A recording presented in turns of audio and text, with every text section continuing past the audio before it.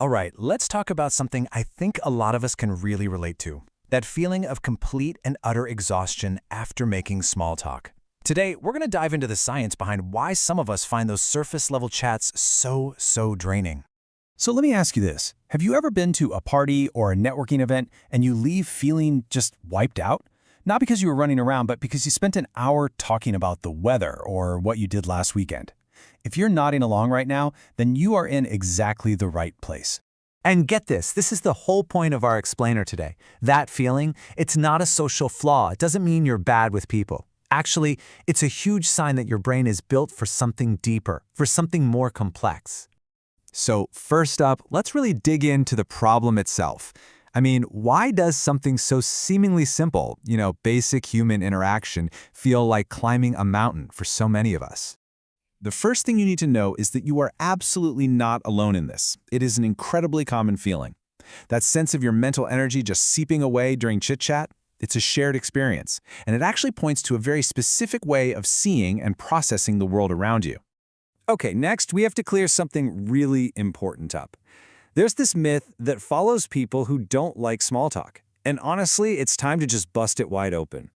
You've probably heard it or maybe even worried about it yourself. The myth is that if you hate small talk, you must be arrogant or antisocial, or maybe just really shy. But the reality? It couldn't be more different. It's not about thinking you're better than anyone. It's that your mind literally craves depth. It's not about avoiding people. It's about seeking real, complex connections. And a lot of the time, it has nothing to do with shyness. It's about mental efficiency.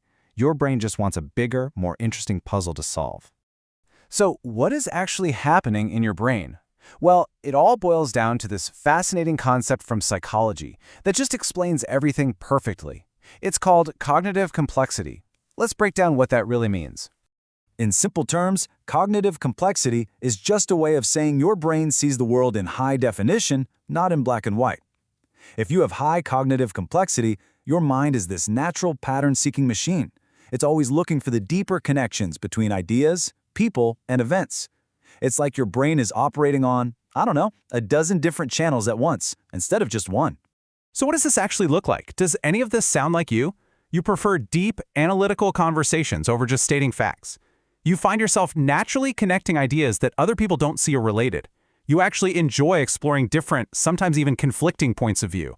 And you feel totally energized when you get to talk about intellectually meaty topics. If that's you, that's the wiring we're talking about. And this leads us to the big question, right? For this kind of brain, why is something simple so expensive? Why does it cost so much mental energy? This is where it all clicks.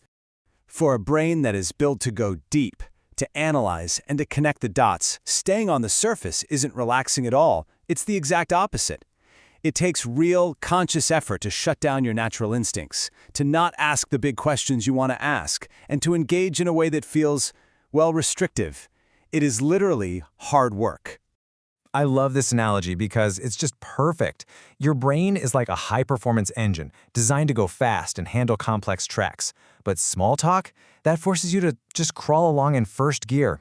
And it's not just slow, it's frustrating. It creates this awful friction between what your brain can do and what it's being forced to do. But here's where we need to shift our perspective, and this is maybe the most important part.